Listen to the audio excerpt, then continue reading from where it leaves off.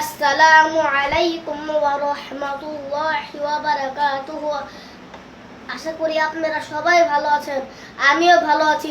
আজ আমি আপনাদের সূরা বাইয়িনাহ শোনাবো। চলেন শুরু করা যাক।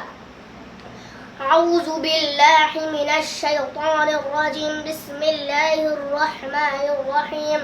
লাম ইয়াকুনিল্লাযীনা কাফারু মিন আহলিল কিতাবি ওয়াল মুশরিকিনা منفكين تحت يوحم البين رسول من الله يتلو صحفا مطهرة فيها كتب قيمة وما تفرق الذين أوتوا الكتاب إلا من بعد ما جاءتهم البينة وما أمروا إلا ليعبدوا الله مخلصين له الدين حنفاء ويقيموا الصلاة ويؤتوا الزكاة دين القيمة إن الذين آمنوا وعملوا الصالحات في نار جهنم خالدين فيها أولئك هم شر البرية إن الذين آمنوا وعملوا الصالحات أولئك هم خير البرية جزاؤهم عند ربهم جنة عدن تجري من تحتها الأنهار خالدين فيها أبدا رضي الله عنه ورضي عنه ذلك لمن خشي ربه صدق الله العظيم।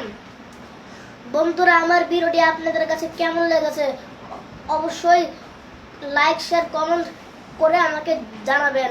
আজকের মতো এখানে বিদায়। আল্লাহ হাফেজ।